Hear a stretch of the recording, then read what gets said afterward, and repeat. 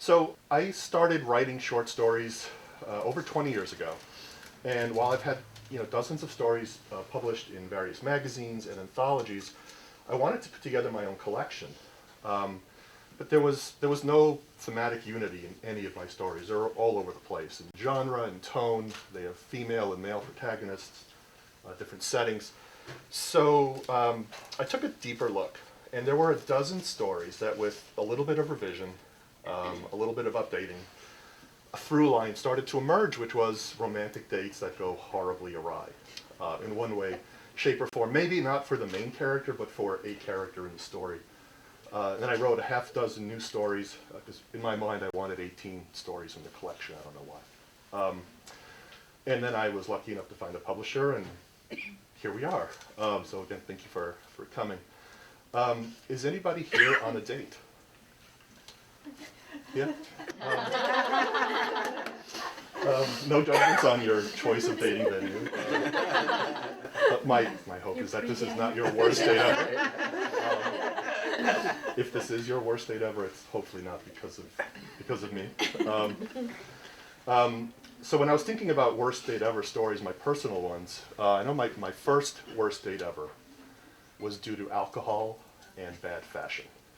It's a lot of people are nodding, right? But it's not what you think. I was 14 years old. Oh. And I had this desperate crush on Renee in my school. I don't see Renee here, so we're going to continue, for the sake of the story, to call her Renee. Renee was 16, and at that age, that 2-year age difference is monumental. We just had different circles of friends, different activities. There was no bridge I could cross to be with Renee, and I really wanted to. And then one night, my friends and I got dropped off at the movie theater, and we were walking across this really poorly lit parking lot towards the movie theater, and Renee and all of her friends were walking out of the theater. And Renee looked out into the parking lot in our general direction, and she said, "Oh my God, Guppy! Guppy, where have you been? Since you've moved, I haven't seen you. Get over here, Guppy, so I can kiss you." And we were all looking, because we're not Guppy. None of us are Guppy. And we're getting closer, and it's clear that she's pointing to my friends. And then as we're getting even closer, she's pointing to me. And she gets right up to me and says, "Wait, are you Guppy?" And I was 14, and I was trying to be respectful and honorable and honest, and I said, "Yes, I am Guppy." And she kissed me, and it was fantastic. And my wife is hating it. I'm telling this story. She's suddenly having the worst date ever. Sorry. The very next day at school, I am walking down the very well-lit hallway, and I see Renee walking towards me. And I go to say hi, and she just walked right by me as if I didn't exist. And the next day, the same thing happened. I was clearly off of Guppy status. And that's how the rest of the school year went. I could not figure out how I could kiss Renee again, and that's all I could think about. And then a miracle happened. My parents signed me up for summer camp. This will all make sense. So my parents signing me up for summer camp was a miracle because they were born in Argentina and grew up there, and then they moved here as adults. And I was born here, but they really did not care about American culture. They didn't understand it. They didn't care to understand it, especially American kid culture. They were raising me in all of these Argentine traditions. My mom would pack my lunch every day when I was at junior high, and in my lunch thermos, she would pack red wine. Because that's what kids in Argentina did midday. So I became really popular with the teachers because every day they would confiscate my lunch and retreat into the teacher's lounge to have a little Malbec. So the fact that my parents signed me up for summer camp was amazing because that's what American kids did. And I got to camp, and Renee was there at camp. But again, a 2-year age difference, so we were on other sides of the camp. There was no way to get with her. And then a week before the camp was over, the camp director announced that the entire camp was going to be involved in a kind of low budget, one performance only production of Fiddler on the Roof, largely Jewish community. And this brought to bear a whole new dream of mine because a lot of the parents of the kids in camp worked in New York City in showbiz. They were producers and agents. So I thought, if I get a part in this, I'm going to get discovered. But I knew it was going to be hard because, you know, there was other kids that were older, they were more experienced, they were better at this. But I auditioned anyway, and I got a part. I got the part of Model, the poor tailor who's in love with Seidel, Tevye's oldest daughter. I found out later that the reason I got the part was the camp director was friends with teachers from my school, and I think he thought there was some red wine in it for me. But that's okay. I got the part. And so now I found out then that Seidel, my love interest in the show, was going to be played by Renee. Yeah, which meant that all my dreams were coming true at this last week of camp. I was going to get to kiss Renee in the show, and I was going to get discovered. So it was a low rent production. It was, you know, we weren't going to get to rehearse or anything. We were all kind of slapdashing it together. It was just done for the parents. And then 2 days before the show, the camp director handed me a list of the costumes that I needed to wear. Everybody had to bring their own costumes.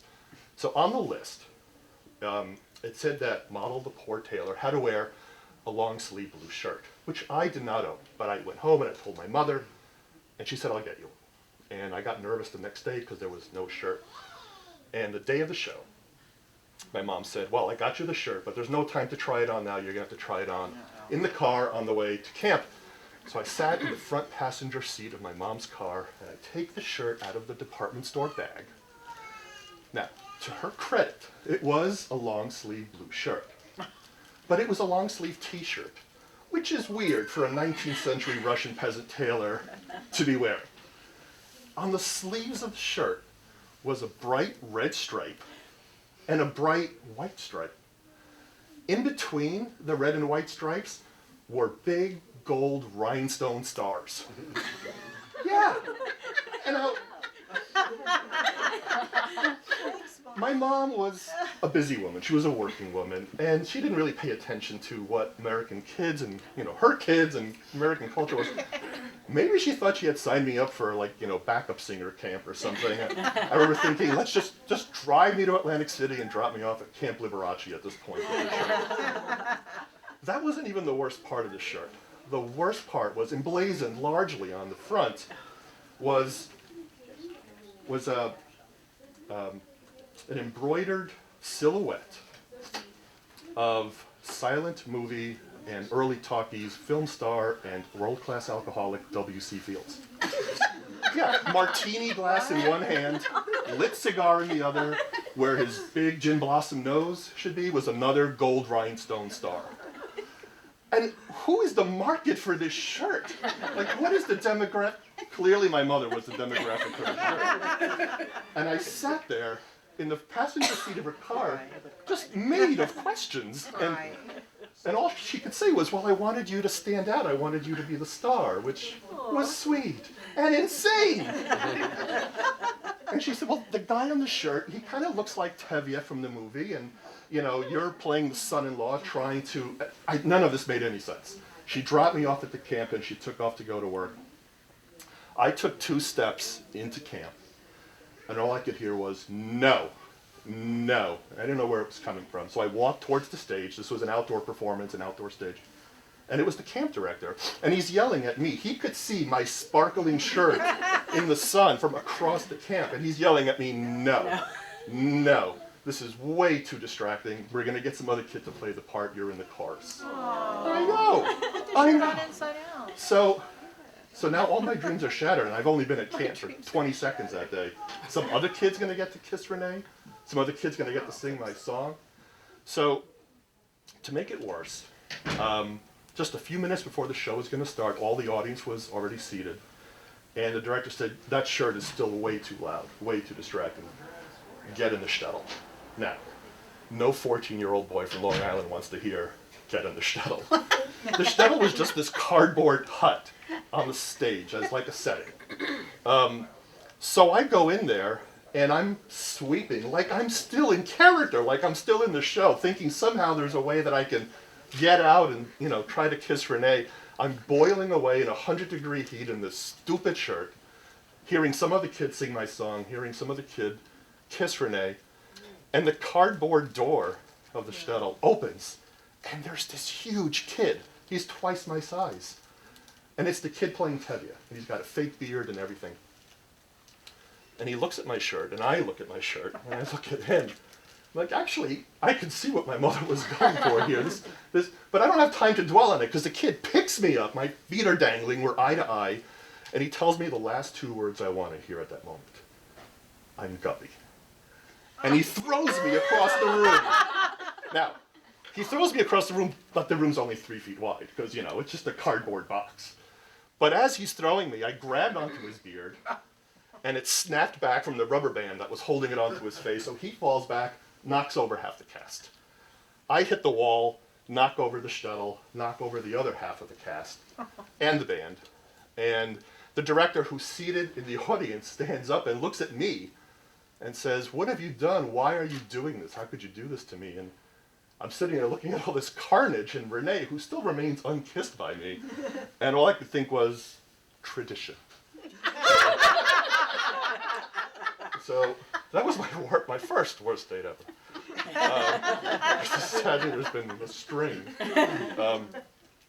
So I thought what I would do is read a story from Worst Date Ever, and then open up to any Q&A that anyone had about the book or the writing process, and then I'm happy to sign any purchased copies. Help yourself to some sweetheart candy here. They're all individually wrapped. So just one warning about the story I'm about to read. As a writer, and I'm sure many writers do this, I always keep the reader in mind when I'm writing a story. And whenever I envision the reader, I'm always envisioning somebody sitting or laying quietly reading. I'm never really thinking about, when I'm writing the story, that it's going to be read aloud. I bring this up for this reason. The story I'm about to read takes place in England, and it has dialogue. So while my skill set includes writing, it doesn't so much include great accents. Is there anyone here from England? You're my ideal audience. Well, okay. I hope you're not offended. It's not meant to be offended. It's just my complete lack of being able to do accents. My English accents are less Downton Abbey and more of like Monty Python. So, okay. Now you may ask, why would I choose this story then? But here we are. So having set expectations low, I would like to read The Plucky Wooing of Emily. Conway Blitherton, Connie to his friends, was a model London bachelor with plenty of means. The means had arrived as a rather voluminous inheritance from a distant aunt, owing to the fact that Connie's parents had passed away when he was barely out of short pants. Despite this early tragedy, Connie had soldiered on, and his life was often described as a pippin, albeit with one small snag.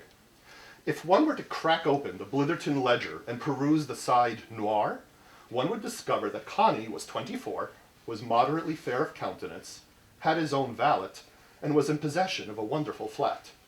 The side rouge, on the other hand, would be filled with many examples of a diminished inventory of marbles rattling about Connie's bean.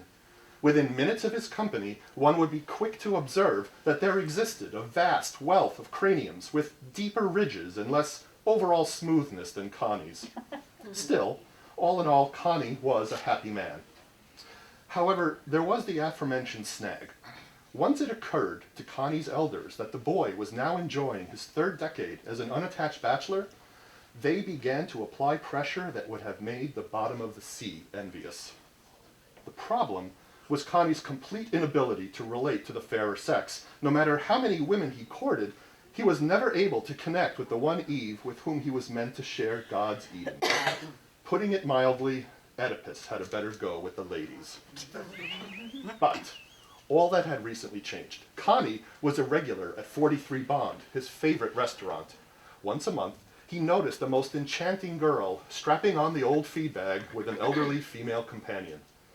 Connie would later come to know these women as Emily Highhurst and her Aunt Paige. From across the restaurant, when he first laid eyes on Emily's dimpled cheeks and brunette tresses, Connie was smitten. It took several months of confidence building and counsel from his valet, Jameson, but he decided that he would finally make his introductions and ask for Emily's hand. Connie was almost at Emily's table, wine glass in hand, to toast her magnificence, when 43 Bond's chef, Teddy Pringleglass, approached Emily, effectively cutting off Connie's route to victory.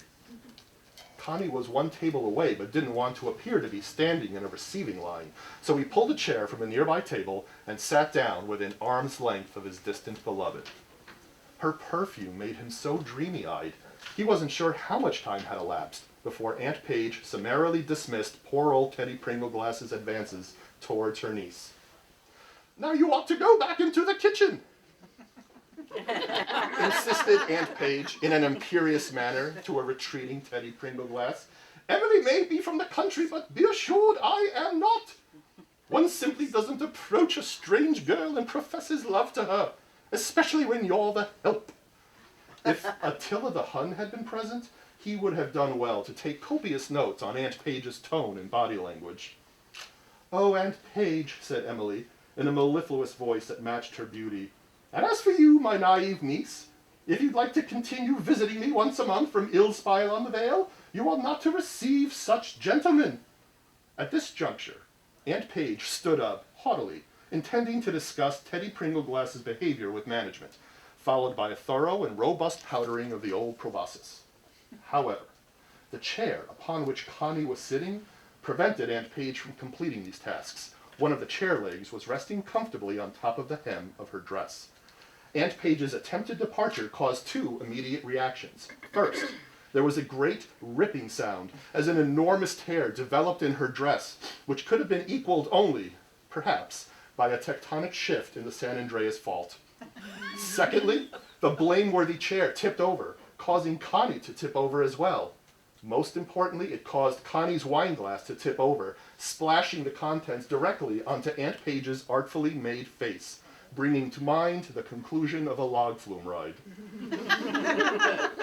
"Well, I never," said an incredulous and quite moist Aunt Paige. She grabbed Emily by the arm and dragged her away, muttering that this would be her last visit to this establishment. Emily glanced over her shoulder at Connie and smiled weakly. Connie smiled back. He knew they would never be together again. They had never even met. He was heartbroken and dejectedly sulked homeward.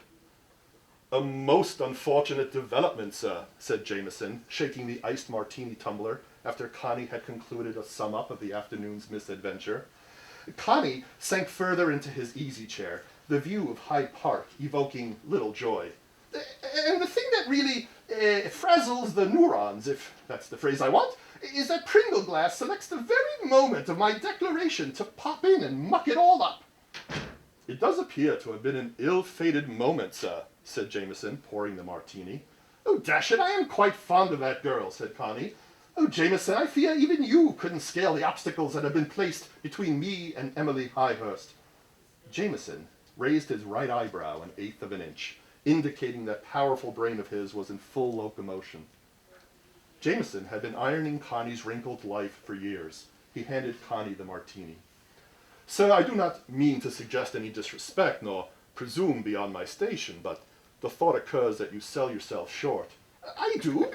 Short, do I?" "I wish to see you happy, sir. I shall give the matter some thought." "Oh, jolly good, Jameson, that's the feudal spirit." Connie took a sip of the bracing martini, and his spirits were restored. "You're right, by Jove. I am made of more fibrous stock than the average dejected lover. Well, I'm very bucked up by this news. I'll leave you to it then. Eat kelp, if you must. I heard it works wonders for brainial maximization, if that's the term." Connie spent the rest of the day at his club, playing darts with his pal Stilton, while thinking of Emily. His dreamy-eyed state resulted in the loss of 1 quid and the required visit to a doctor by Stilton, owing to 3 darts thrown by Connie which found purchase on Stilton's mid-leg, back, and rump. "What ho, Jameson? Has a plan been hatched, or are you still in the incubatory stage?" asked Connie as Jameson took his hat, coat, and gloves. "A course of action does suggest itself," said Jameson. "Excellent," said Connie. "Does it, involve Emily?" "Most assuredly, sir. You will recall that Miss Emily Highhurst resides in Ilspile-on-the-Vale, a countryside hamlet. I have made inquiries and discovered that the annual county fair occurs this weekend in the very same town.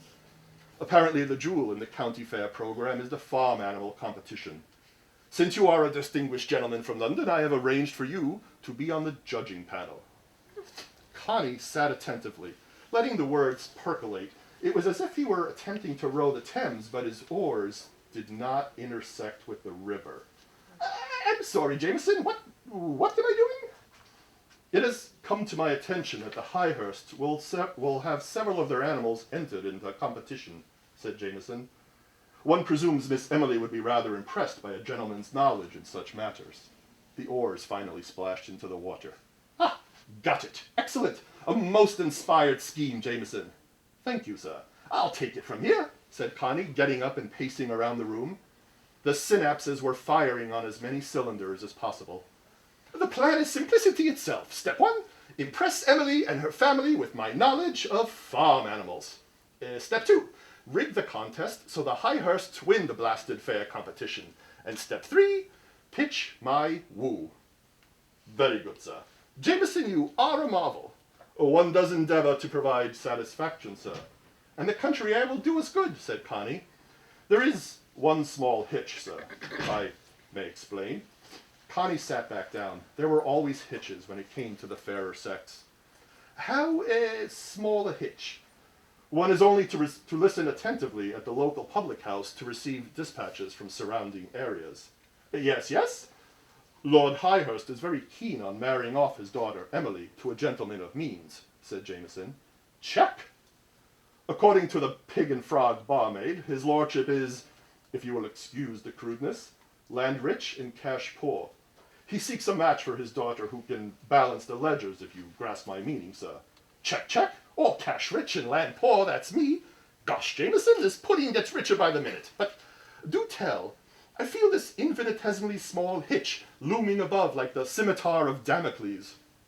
An apt description, sir. In addition to the suitor's qualities, which I have just described, his lordship is very fond of Miss Emily and wants her future mate to be a man of substance and intelligence. What ho? The phrase, no nincompoops need apply, has been utilized in the past to great effect by Lord Highhurst, according to the barmaid. Jameson, you are never to frequent the Pig and Frog again. I am suspect of their barmaid's chumminess. Very good, sir. No nincompoop I, said Connie, more to convince himself than Jameson. It is not a sobriquet which I would apply, said Jameson. Connie didn't think he could withstand a direct assault from Papa Highhurst, but there was the prize of Emily to fortify him. Oh, blasted Jameson, I'll do it. Please make the proper preparations. That weekend, Connie stepped off the morning 7:15 at Ilspile-on-the-Vale, dressed in full country gentleman's clothes. Ah, sir, welcome, said Jameson, opening the door of Connie's room at the Rested Shepherd, the local inn. Jameson had arrived ahead of time to make preparations. I trust you had a pleasant journey. Now, if I may, there is a small matter that requires your attention. Right-ho, Jameson, but first, a bit of a walk, what? Must begin my quest for the love of my life and all that. She's about. I can feel it. Yes, sir. Excellent. But first, perhaps, a chat is in order? A strange honking sound came from the water closet. Connie seemed not to take notice. Oh, blasted Jameson, I'm off. I can't stand to be this close to her and yet so far away. Fingers crossed not to run into her aunt, though. Bit unpleasant, that one. Then again, they're all country mice, and she's a bit of a city rat. And with the application of his squire's hat upon his head at a jaunty angle, Connie was off. Jameson sighed his usual sigh. Connie wandered the fairgrounds. It was a lovely day, and the bright green meadow was filled with tents, games, and activities, not to mention the happy local populace. Connie came to the livestock exhibition. There seemed to be a ruckus ensuing. He collared one of the spectators. I say, what the devil is the commotion? Oh, your chicken, duck, and turkey have been stolen from his lordship. They were sure to be blue ribbon stuff. The turkey's especially troublesome, since it was imported from the States. Oh my, said Connie, appreciating the loss as if it was his own.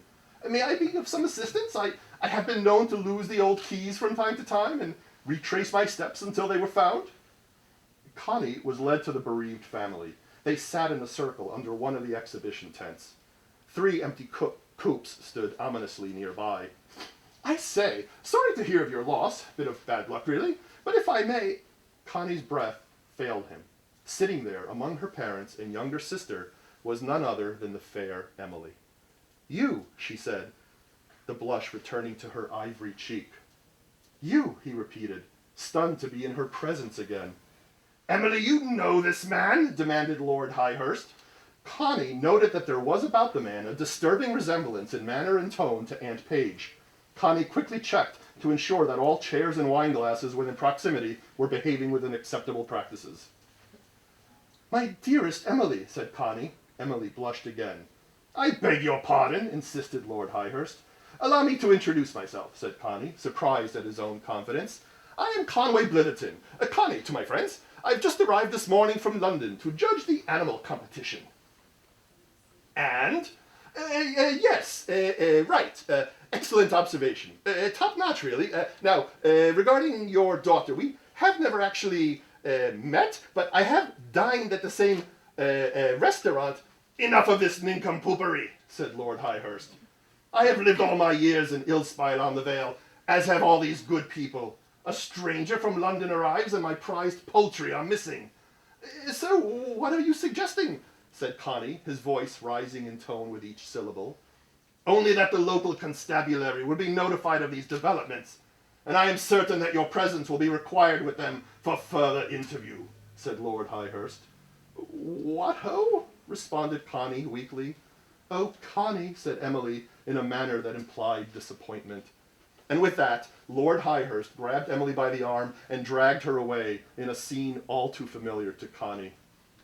"Why, this is a disaster," Connie said, pacing about the room as Jameson looked on. "I find myself in the countryside, completely de-Emily'd. What am I to do?" "All is not lost, sir." The honking sound persisted from the water closet. It was accompanied by a squawking noise. Connie gave it no heed, as he was presently preoccupied with weightier affairs. "Oh, Jameson, you don't understand. They suspect me of being the great poultry snatcher. How am I ever to live this down? How will Emily accept me now?" Jameson consulted his pocket watch. "I believe I can bring resolution to your difficulty, sir, if you'll accompany me to the train station. There is only one evening train that leaves for London from the station. The 9:28 awaits us." Although Connie was a world-class conflict avoider, he couldn't imagine a world where he abandoned his love. "What's this, Jameson? Dash off like common criminals? I should say not. And to even imply such a course of action. If you'll just follow me, sir. Right. Spot of tea first. We really don't have the time, sir. Right. Drop of brandy, then. Sir." Their arrival at the train station put Connie further out onto the cliff's edge when he noticed that the local police station was located next door. "Et tu, Jameson? A bit of the old turn your master in, then, is it?" "If you will endeavor to turn your gaze towards that direction," said Jameson, pointing indiscreetly at a fellow sitting at the train station with 3 large sacks resting at his feet. "What ho? I say, that chappie looks a bit familiar." "I venture he should, sir." Connie gave his eyes a squint. "Why, it's Teddy Pringleglass from 43 Bond. What the deuce is he doing here?" Suddenly, a constable in full helmet nabbed old Teddy. There was a bit of resistance by the chef, but the policeman meant business, being a country type that seemed to have been raised wrestling wild pigs and all that. Teddy shouted, "What the devil is the meaning of all this?" which seemed, to Connie's way of thinking, an excellent and most relevant question. The pig wrestler and Teddy approached Connie and Jameson. "Jameson, what is going on here?" With a gleam in his eye, Jameson turned to Connie and whispered, "In a word, sir, turducken." Emily and her family were gathered in the lobby of the Rested Shepherd, along with the constable, Teddy, and of course Connie and Jameson. "Now, if you please, Jameson," insisted Lord Highhurst. "Yes, Jameson," added Connie, "untie this knot." "Very well, sir. It has already been established that Mr. Pringleglass here had feelings of a romantic nature for his lordship's daughter. When Mr. Pringleglass's advances were summarily rebuffed, he took it upon himself to exact a revenge most foul upon your family." "And how exactly?" asked the constable, still holding Teddy tightly in his grip. "By stealing their prized poultry and serving it at his restaurant to Miss Emily's aunt, in one sitting." "One sitting?" asked Lord Highhurst. "Well, I never. My sister has been known to have a bit of a chew at the cud, but she can never eat 3 dinners at once." "If I may be permitted to provide further elucidation, sir," said Jameson. "Yes, go on." "Simply put, Mr. Pringleglass is an accomplished chef, when he heard of your imported turkey, along with your other prized poultry, he devised a plan to make turducken, an extraordinary dish requiring the most committed dedication to the culinary craft. It can take upwards of 20 hours to prepare. In summary, one removes the bones from a chicken, duck, and turkey, then stuffs the chicken into the duck and the duck into the turkey, all the while tucking savory stuffing in between. The entire affair is roasted. Then, being boneless, it is sliced crosswise, each slice revealing 6 concentric rings of juicy goodness. There was a long silence as everyone's minds dashed to and fro between the despicable schemes of one Teddy Pringleglass and the saliva-inducing description of this tantalizing feast. "Good show, Jameson," said Connie, breaking the silence. "Yes, thank you, Jameson," said Emily. She looked away, tears in her eyes. "Right," said the constable. "It's a 10-quid fine for you." And with that, he dragged old Teddy away. Connie approached Emily. "Dear Emily, what in heaven is the matter? My animals have departed this mortal plane." "On the contrary, my lady," said Jameson, "if you would please follow me upstairs." Then turning to Emily's parents, he added, "With your lordship's permission, of course." "Yes, off you go," said Emily's father, both glad and confused at these developments. Jameson led them to Connie's room. "Lady Emily," said Jameson, "Lord Conway sent me ahead of him with instructions to be on the lookout for suspicious characters during my journey. I spied Mr. Pringleglass in the next compartment during my train ride here. Per Lord Conway's careful instructions, his utmost concern being your welfare, I followed Mr. Pringleglass. Reporting back to Lord Conway, he soon realized the devious plans at hand. Anticipating his treachery, Lord Conway directed me to switch out your targeted fowl with lesser creatures." What? Inquired Connie. "I say, Jameson, what did I do?" "I believe these belong to you," said Jameson to Emily, opening the lavatory door. Out wobbled a disoriented chicken, duck, and turkey. "Oh, Connie," said Emily. She put her arms around him and kissed him deeply. "These animals mean more to me than anything. How did you know?" Birds of a feather." Thank you. So, does anyone have any questions about the book or the writing process or the publishing process or anything? Anything that's not terribly personal? I have a question. Yeah. How much of your stories have made it in, your personal stories made it into the book? Legally, I'm required to say none. No, very little actually. Most of what's in here is invented. Part of at least the way my writing process works, I will take little bits of things or something that may have happened to me where I was feeling awkward or embarrassed, and then I just blow it up, and then I just put it into another situation. So yeah, not much. I mean, the story that I started with, my mom did get me a stupid W.C. Fields t-shirt. I was mistaken for an old boyfriend named Guppy. I did go to summer camp, but all those things happen years apart from each other. And so I just kind of find found objects and then kind of stitch them together into a story. So not much. Most of it is invented, thankfully. Dan, Yes. you write most every day? I try to. It's hard because I have a day job too. Yeah. So it's hard, but I try to find some time every day to do writing or editing. And sometimes it's just coming up with stories or characters in my head, and I just have to jot them down. So yeah, I try to. There's a whole little world in that story, and thinking about when you're writing, sort of what that's like in terms of entering into another world, another era. In that instance, these characters are colourful, they're from a completely different place. So perhaps you could speak about... Yeah, so I'm a big fan of P.G. Wodehouse, and so for those who are familiar, that's, Jeeves and Wooster and all that, that's, let's call it an homage. I usually get to kind of the world part of the story, like in the 5th or 6th draft, I would say.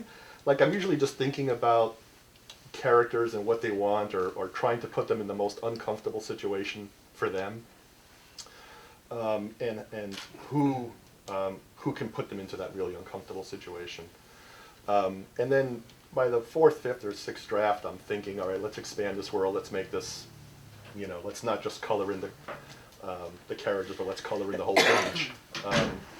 So I usually am not, unless it's a very specific story that has to take place in somewhere unusual, I'm usually getting to all of that other stuff later. It's hard to describe. Yeah. Yes? When is the first time you share the stories with somebody other than yourself? Some of the stories in here are over 20 years old. Some of them, I think there's about 6 that have already been published previously. So there's been other people who have read them. The new ones, not many people have. My wife Angie has read them all. And when I was thinking of the introduction for the book, there was one very specific, an actual true story that I wanted to include, but I needed her permission because it involved her. And she gave it to me, and she is so regretting that now. Everybody is reading the story, and when you read it, you'll understand why she's embarrassed. But she gave me her okay. So Verbal consent. Yeah. So one of the things that I found from putting this collection together, I mean, it's always fun to look at somebody else's horrible stories, and these stories are horrible in kind of a gentle way. Obviously, there's real horrible worse states there, and I'm not interested in writing about that. But what I found interesting about this was that to me it was all about empathy. There are characters who, maybe the main character is the one who's causing the worst state. They're not experiencing it themselves, and they're clueless to the fact that they're causing someone else to have just a really horrible day. And so you start empathizing with the narrator or the main character, and then you clearly start to shift. You're like, well, this person is causing all kinds of chaos. And then you start kind of empathizing with the person who's experiencing this, this awfulness. So it was fun to play around with that as well. So, yeah. Yeah. Do you have something else in the works for the future? I do. So like Bob said, I've got 2 novels one novel that's ready to go, and I'm just looking for a publisher.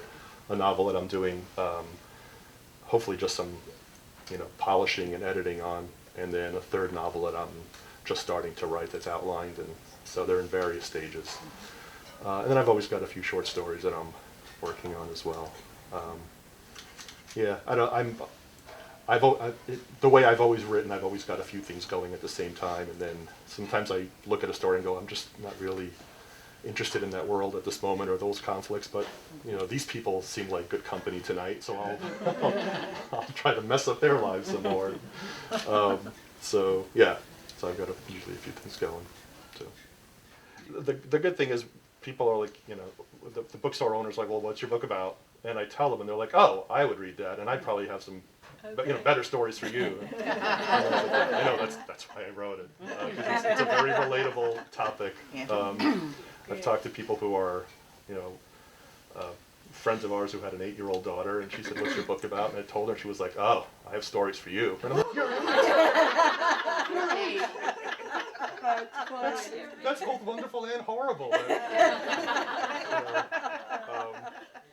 And then like I've talked to 80-year-olds, and they're like, oh yeah, so yeah, hopefully everyone's interested. All right, well, thank you so much for coming.